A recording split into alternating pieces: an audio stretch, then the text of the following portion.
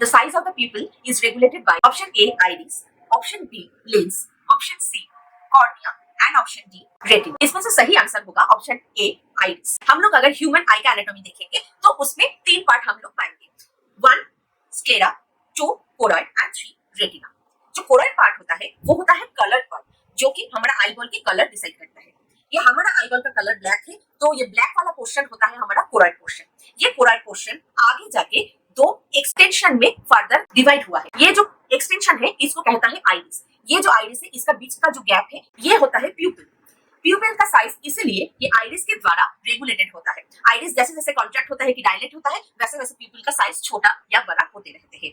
और जो ऑप्शन है जैसे कि लेंस भी एडजस्ट होते रहते हैं, पर लेंस का एडजस्टमेंट से प्यूपिल का कोई लेना देना नहीं है, बल्कि लेंस का एडजस्टमेंट से हम लोग दूर का या पास का कोई ऑब्जेक्ट में फोकस बना सकते हैं। रेटिना जो होता है, रेटिना में बहुत सारा फोटो रिसेप्टर रहता है, उसमें लाइट जो सेंसेशन है उसका रिफ्लेक्शन रेटिना में फर्स्ट होता है, उसके बाद फर्दर सेंसेशन के लिए ब्रेन तक पहुंचते हैं। और होता है कॉर्निया। कॉर्निया होता है वो पार्ट जो आईबॉल का एकदम सामने वाला पार्ट है, थोड़ा सा ऊंचा पार्ट है, वो पार्ट पे ज्यादा से ज्यादा लाइट सेंसेशन आते रहते हैं। आइरिस के अलावा और जो ऑप्शन दिया हुआ है उन लोगों के साथ प्यूपिल का कोई भी डायरेक्ट संबंध नहीं है। Harlow's experiment shows the foundation of attachment is based on option A tactile sensation, option B size of the mother, option C nutrition and option D food। Harlow का जो एक्सपेरिमेंट था उसमें उन्होंने जो अटैचमेंट तैयार होता है बच्चों में चाइल्डहुड इन्फेंसी से, वो देखने की प्रयास किए थे। तो इसीलिए एक बेबी मंकी को सब्जेक्ट के हिसाब से लाया गया था और दोनों सरोगेट मदर बनाया गया था वायर से।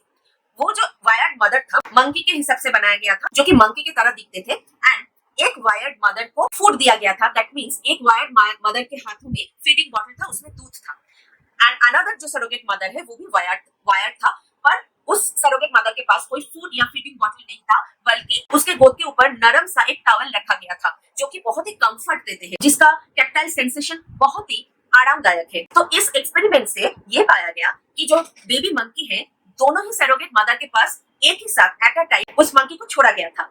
तो ये ऑब्जर्व किया गया जो बेबी मंकी था वो बार बार वो सरोगेट मदर के पास जाया करता था, जो कि एक्चुअली कंफर्टेबल है, टेक्चुअली बहुत कंफर्टेबल है। दैट मींस जिसके पास फूड तो नहीं है, बट वो टॉवल, वो नरम वाला टॉवल है, जिसके पास जाके वो कोजी होके सोते थे।